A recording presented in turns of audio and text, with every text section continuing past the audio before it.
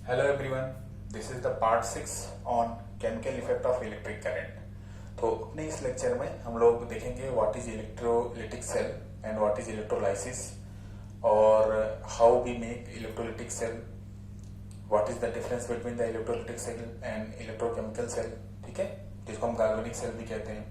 तो ऐसे हम कई सारे टॉपिक इस लेक्चर में हम लोग कवर करेंगे। तो अपने लास्ट लेक्चर में हम लोगों ने देखा था कि जब हम लोग करंट पास करते थे एक सॉल्यूशन में, है ना, सॉल्यूशन में, और अगर वो अपने रिस्पेक्टिव आयन में डिसोसिएट हो जाते थे तो उनको हमने क्या नाम दिया था? उनको हम क्या कहते थे? उनको हम कहते थे दे आर इलेक्ट्रोलाइट्स, है ना। इसके बेस हमने सॉल्यूशन का क्लासिफिकेशन भी किया था कि अगर उनके अंदर केमिकल चेंज हो रहा है तो फिर वो क्या हुए? इलेक्ट्रोलाइट्स हुए, मतलब कि वो अपने रिस्पेक्टिव आयन में टूट गए थे, डिसोसिएट हो गए थे। अगर वो नहीं हुए थे तो उनको हमने क्या नाम दिया था? Non electrolytes. ओके, ठीक है, नॉन इलेक्ट्रोलाइट्स। तो हमने कल देखा था कि मैंने इलेक्ट्रोलिटिक सेल बनाया था। जो ये डिसोसिएशन हो रहा था, सॉल्यूशन का आयंस का डिसोसिएशन हो रहा था, वो कहाँ हो रहा था? वो हम करवा रहे थे एक पर्टिकुलर सेल में, जिसका नाम क्या था? इलेक्ट्रोलिटिक सेल, है ना। तो आज बेसिकली हमको हमारा लेक्चर इसी पे रहेगा। What is electrolytic cell, how we make electrolytic cell, what is the difference between electrolytic cell and electrochemical cell, okay, and what is electrolysis, जो एक प्रोसेस हो रही है उसका क्या नाम है वो देखते हैं। तो सबसे पहले हम लोग देखते हैं what is electrolytic cell.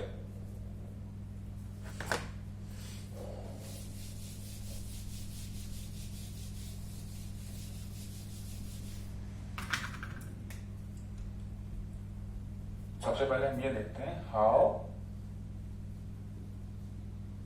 We make electrolytic cell, then हम आते हैं इलेक्ट्रोलिटिक सेल में। हाउ वी मेक इलेक्ट्रोलिटिक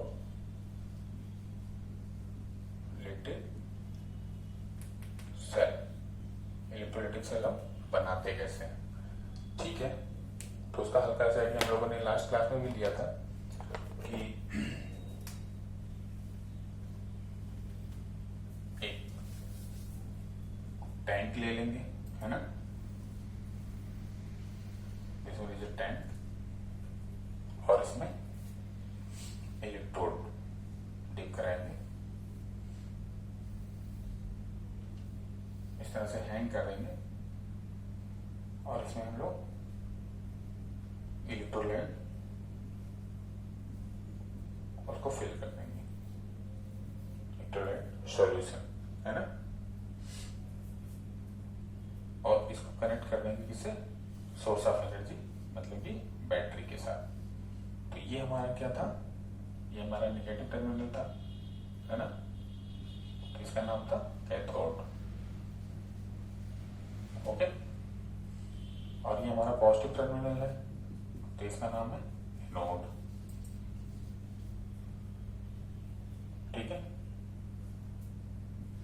तो यहाँ कैथोड पे हमेशा क्या होता है? ऑक्सीडेशन। ऑक्सीडेशन का मतलब लॉस ऑफ इलेक्ट्रॉन। ये तो पहले भी क्लासेस में पढ़ा होगा आपने, रिडॉक्स रिएक्शन, है ना। देखते हैं और उसको डिटेल में देखते हैं। एनोड का मतलब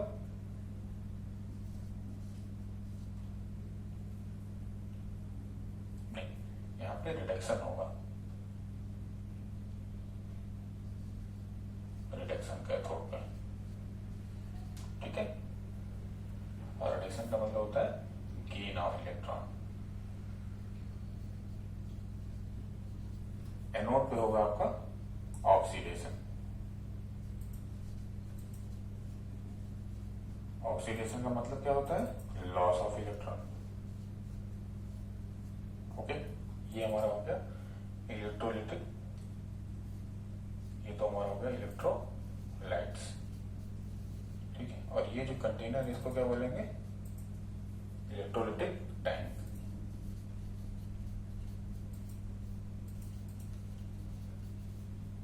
ठीक है। तो ये स्ट्रक्चर हो गया। ऐसे हम बनाएंगे अपना इलेक्ट्रोलिटिक सेल।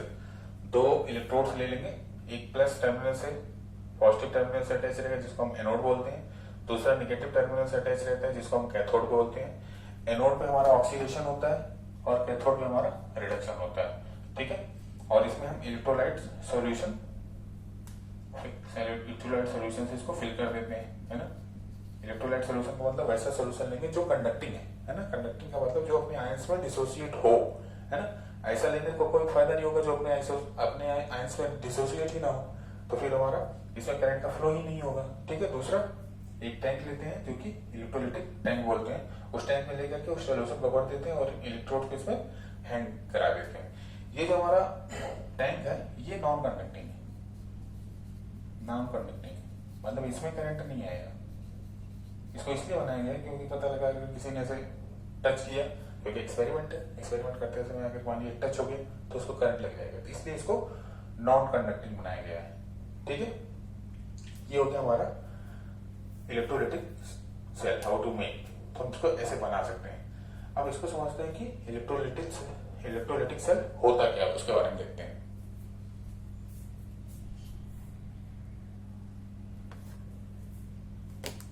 ओके, तो वन बाय वन हम लोग इसको डिस्क्राइब करते हैं। तो सबसे पहले अगर हम देखें तो इस इलेक्ट्रोलिटिक सेल में, अब अबाउट द इलेक्ट्रोलिटिक सेल, है ना, तो वन बाय वन हम लोग पॉइंट में लिखते रहेंगे। अगर इस इलेक्ट्रोलिटिक सेल में देखें तो यहां से करंट पास हो रही है, तब वो इस इलेक्ट्रोड में आ रही है, उसकी वजह से इस सॉल्यूशन में केमिकल चेंजेस हो रहे हैं। ये हमने कल भी देखा था, है ना। यहाँ से इलेक्ट्रिक करंट आ रही है, उसकी वजह से यहाँ पे केमिकल चेंज हो रहा है। तो मतलब हम उसको ऐसे भी तो बोल सकते हैं कि जो इलेक्ट्रिक करंट है हमारी, है ना, या इलेक्ट्रिक एनर्जी जो है that is converted into chemical energy, वो हमारा केमिकल एनर्जी में कन्वर्ट हो रहा है। भाई जब इसमें से करंट यहाँ पे फ्लो कर रहे हैं तभी तो इसमें केमिकल रिएक्शन हो रहा है। अगर करंट ना होती तो क्या केमिकल रिएक्शन होता है यहाँ पे? नहीं। और वही करंट ही, उसकी वजह से ही तो ये केमिकल रिएक्शन टेक प्लेस हो रहा है। तो मतलब ऐसा बोल सकते हैं कि इलेक्ट्रिक एनर्जी इसमें किसमें कन्वर्ट हो रही है? केमिकल एनर्जी में कन्वर्ट हो रही है ना। ठीक है। दूसरा पॉइंट देखते हैं यहाँ पर क्या है। दूसरा पॉइंट ये है कि हमारा जो ये जो सॉल्यूशन है तो वो अपने रिस्पेक्टिव आयंस में टूट जाएगा। ठीक है। सपोज अगर मैं यहाँ पर AC लिखता हूं तो ये किसमें टूट जाएगा, या मैं इसको Ca लिखता हूं, जैसे कि C फॉर कैटायन और A फॉर एनायन बन जाएगा। तो Ca मेरा किसमें टूट जाएगा? C plus plus A minus. ठीक है। यही तो होगा ना इसमें। ठीक है। तो क्या होगा, जो कैटायन हमारे यहाँ पे C मैंने इसीलिए लिया C फॉर कैटायन, तो कैटायन हमारे वो कहाँ जाएंगे? वो जाएंगे कैथोड पे। और जो एनायन हमारे मतलब A माइनस हमारा जो है वो कहाँ जाएगा? हमारा एनोड पे।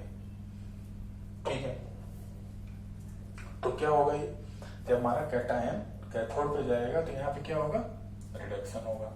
एनायन हमारा जब एनोड पे जाएगा तो यहाँ पे क्या होगा? ऑक्सीडेशन होगा। तो हम क्या बोल सकते हैं? Electrolytic cell is based on redox reaction. Redox reaction ही तो है। रेड मतलब रिडक्शन, एक्स मतलब oxidation.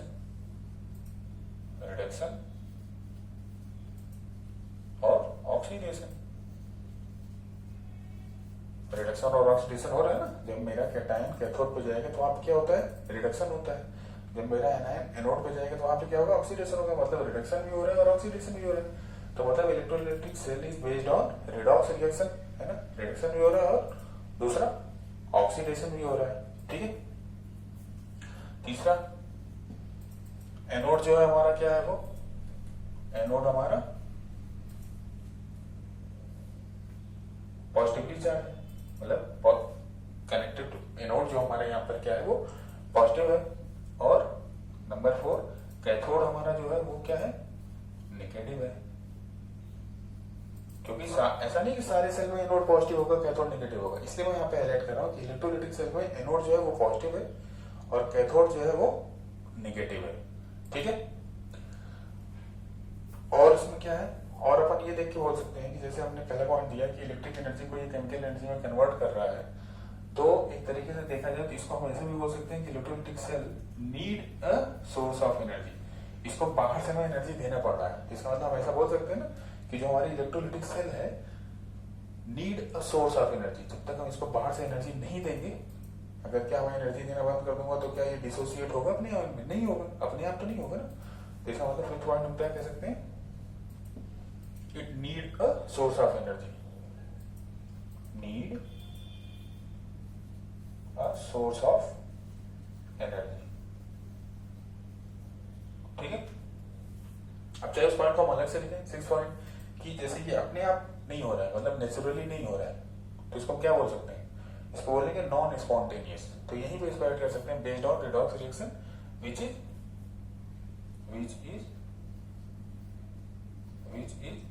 Non spontaneous. Non spontaneous का मतलब ये है कि ये अपने आप नहीं हो रहा है, अगर मैं इसमें करंट नहीं फ्लो करूंगा तो ये डिसोसिएट नहीं होगा, केमिकल रिएक्शन इसमें नहीं होंगे, केमिकल चेंजेस नहीं होंगे, है ना। तो ये अपने आप तो हो नहीं रहा, यही मैंने लिखा है नॉन स्पॉन्टेनियस। अगर मैं स्पॉन्टेनियस लिखता मतलब ये अपने आप हो रहा है, नेचुरली हो रहा है, नेचुरली तो नहीं हो रहा है। ये तो जब हम करंट दे रहे हैं तब हो रहा है, करंट अगर हम देना बंद कर देंगे तो ये नहीं होगा, इसलिए मैंने लिखा यहाँ पर कि ये नॉन स्पॉन्टेनियस है। तो ये हो गया how to be make electrolytic cell and what is electrolytic cell. तो इसके बारे में हम ऐसे लिख सकते हैं। ठीक है, बहुत ज्यादा इंपॉर्टेंट क्वेश्चन है, कई बार एग्जाम में आ चुका है ना। तो पहला पॉइंट क्या था इलेक्ट्रोलिटिक सेल में, it convert the electric energy into chemical energy. दूसरा पॉइंट क्या है, electrolytic cell based on the redox reaction, यहाँ पे रिडक्शन और ऑक्सीडेशन दोनों हो रहा है। अब ये जो रिडॉक्स रिएक्शन है वो कैसा है, विच इज नॉन स्पॉन्टेनियस, वो नेचुरली नहीं हो रहा है, नॉन नेचुरल है ना, मैन मेड है। अगर हम इसमें सोर्स एनर्जी नहीं देंगे तो नहीं होगा।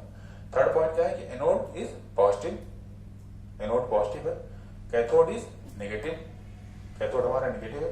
यहाँ पे और शायद लिख सकते हैं कि एनोड पे हमारा क्या होता है, oxidation take place, oxidation is take place at anode and reduction is take place at cathode. हालांकि सारे सेल में ये होता है कि ऑक्सीडेशन हमारा जो है वो एनोड पे होता है और रिडक्शन हमारा वो कैथोड पे होता है। ठीक है, और लास्ट पॉइंट क्या है कि it need a source of energy, outer source of energy, बाहर से उसको हमें एनर्जी देना पड़ता है। ओके,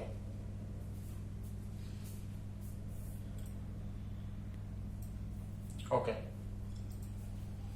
अब हम लोग देखते हैं व्हाट इज इलेक्ट्रोलाइसिस। इलेक्ट्रोलाइसिस, ठीक है, तो बेसिकली यहाँ पर दो वर्ड है, एक है इलेक्ट्रो और दूसरा है लाइसिस। ठीक है, इलेक्ट्रो का मतलब इलेक्ट्रिसिटी या करंट, है ना। दूसरा लाइसिस का मतलब ब्रेकडाउन। ब्रेकडाउन किसका, हम यहाँ पर इलेक्ट्रिसिटी जब दे रहे हैं तो कौन ब्रेकडाउन हो रहा है, chemical compound, breakdown of chemical compound,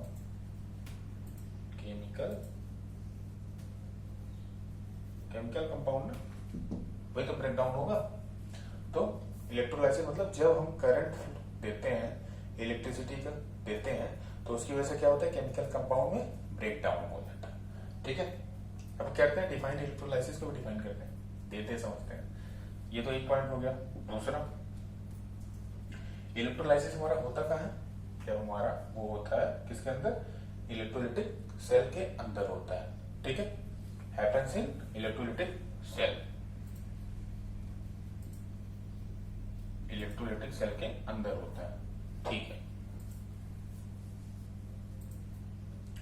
और हमारा तीसरा पॉइंट क्या है यहाँ पर कि जब हम इलेक्ट्रोलिटिक सेल में ये इलेक्ट्रोलाइट्स लेते हैं, है ना, वो हम हमेशा सॉल्यूशन के फॉर्म में लेते हैं।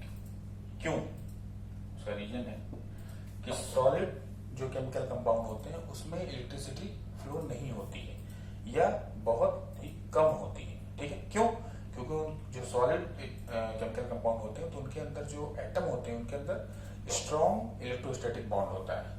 सॉलिड फॉर्म में जब वो होता है तो उसके एटम में स्ट्रॉन्ग इलेक्ट्रोस्टैटिक बॉन्ड होता है, स्ट्रॉन्ग इलेक्ट्रोस्टैटिक बॉन्ड होता है। ठीक है, इसी वजह से हम जब भी इलेक्ट्रोलाइट लेते हैं वो इलेक्ट्रोलाइट लेते हैं, यहाँ पे इलेक्ट्रोलाइट्स वो सोल्यूशन के फॉर्म में लेते हैं। ठीक है, सॉलिड फॉर्म में नहीं लेते, क्यों? क्योंकि उसमें इलेक्ट्रिसिटी का कंडक्टिविटी नहीं होती या फिर बहुत कम होती है। ठीक है, उसका रीजन क्या है नहीं होती या बहुत कम होती है? क्यों? क्योंकि उनके जो एटम होते हैं वो आपस में स्ट्रॉन्ग इलेक्ट्रोस्टैटिक बॉन्ड के थ्रू जुड़े होते हैं। ठीक है, तो फिर क्या करते हैं, तो फिर दो फॉर्म में हम ले सकते हैं इलेक्ट्रोलाइट को, हम दो फॉर्म में लेते हैं यहाँ पर। एक तो फॉर्म इसका मोल्टन स्टेट, दो स्टेट में लेते हैं, या तो हम लेंगे मोल्टन स्टेट में या फिर हम उसको लेते हैं एक्वस में, एक्वस स्टेट में लेते हैं। ठीक है, दो स्टेट होती है।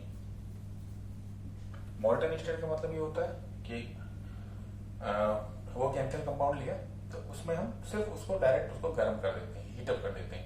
हीट करने की वजह से क्या होता है, फिर वो लिक्विड फॉर्म में आ जाता है ना। इसमें कुछ हम मिक्स नहीं करते हैं, सिर्फ इसको हमने गर्म कर दिया। ठीक है, और एक्वस का मतलब क्या होता है? एक्वस का मतलब उस केमिकल कंपाउंड में हमने पानी डाल दिया, पानी को हमने मिक्स कर दिया, मतलब क्या हो गया प्लस H2O।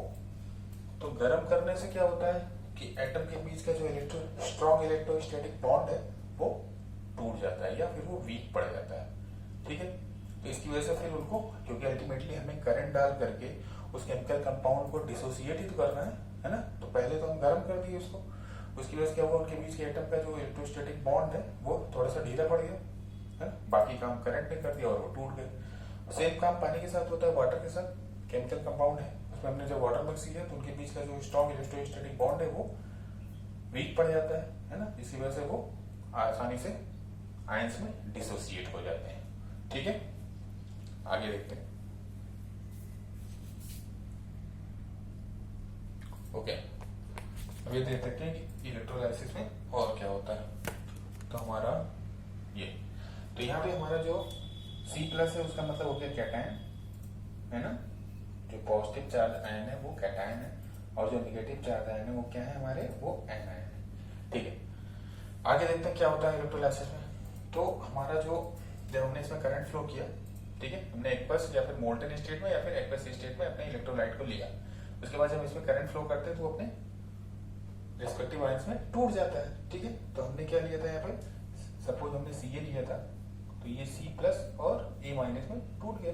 ठीक है, ये मेरा कैटायन है, ये मेरा एनायन है, कैटायन है मेरा। तो क्या होगा, कैटायन हमारा कहाँ जाता है, वो कैथोड पे जाता है। ठीक है, कैटायन का मतलब पॉजिटिव चार्ज आयन कहाँ जाएगा हमारा, वो कैथोड में।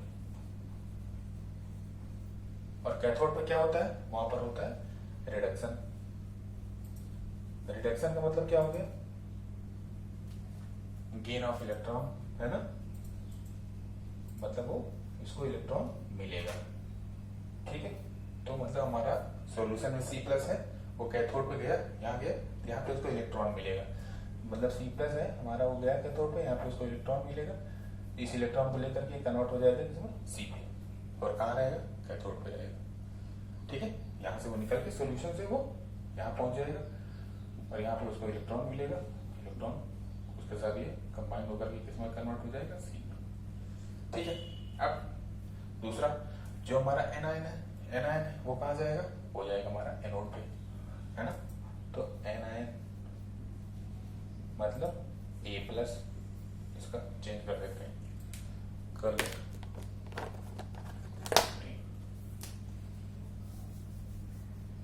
जो हमारा एनायन है वो कहाँ जाएगा, मतलब कि A- वो कहाँ जाएगा, एनोड पे।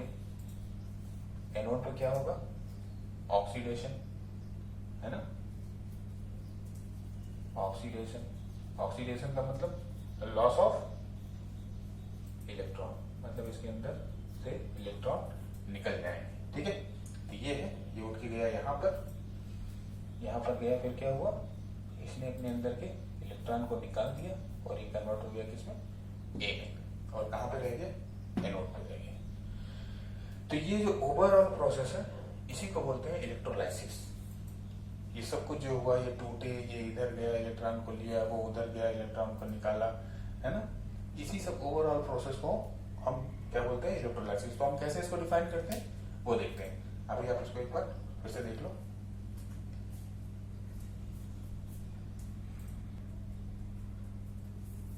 Okay. So how we can define the electrolysis? The process in which a electrolyte dissociates into its ion when the current pass through it. जब हम करंट को पास करते हैं किसी इलेक्ट्रोलाइट में और वो अगर अपने रेस्पेक्टिव आयन या फिर आयंस मतलब कि अपने आयंस में टूट जाता है तो उसी को हम इलेक्ट्रोलाइसिस कहते हैं, जैसा हमने अभी फिगर में देखा था। और ये पूरी प्रोसेस ये पूरी प्रोसेस में यही हो रहा है, इसी को इलेक्ट्रोलाइसिस कहते हैं। इलेक्ट्रो मतलब इलेक्ट्रिसिटी, लाइसिस का मतलब break down of chemical compound या वो पर्टिकुलर जो सॉल्यूशन वहां पे रखा हुआ है। ठीक है, तो उसमें होता क्या है, हम उसको कभी भी सॉलिड स्टेज में नहीं लेते हैं, या तो फिर मोल्टन में लेते हैं या तो फिर हम लोग इसको एक्वस स्टेट में लेते हैं, है ना। और ये इलेक्ट्रोलाइसिस होती कहाँ है, वो इलेक्ट्रोलाइटिक सेल में होती है। इसमें होता क्या है कि आपका जो सॉल्यूशन है वो कैटायन और एनायन में टूट जाता है, अपने आयंस में टूट जाता है। कैटायन हमारा कहाँ जाता है, कैथोड पे, जहाँ क्या होता है रिडक्शन। रिडक्शन में क्या होता है, गेन ऑफ इलेक्ट्रॉन। ये हो गया हमारा गेन ऑफ इलेक्ट्रॉन, कैटायन ने इलेक्ट्रॉन लिया और ये इसमें कन्वर्ट हो गया, कैथोड पे आ गया। एनायन में क्या होता है, जो हमारा एनायन होता है वो एनोड पे जाता है। एनोड पे क्या होता है, ऑक्सीडेशन होता है। ऑक्सीडेशन में क्या होता है, लॉस ऑफ इलेक्ट्रॉन। ठीक है, तो एनायन हमारा एनोड पे गया और वहां पे उसने इलेक्ट्रॉन निकाला, इस फॉर्म में वो कन्वर्ट हो गया और वो एनोड पे स्टैब्लिश हो गया। ओके।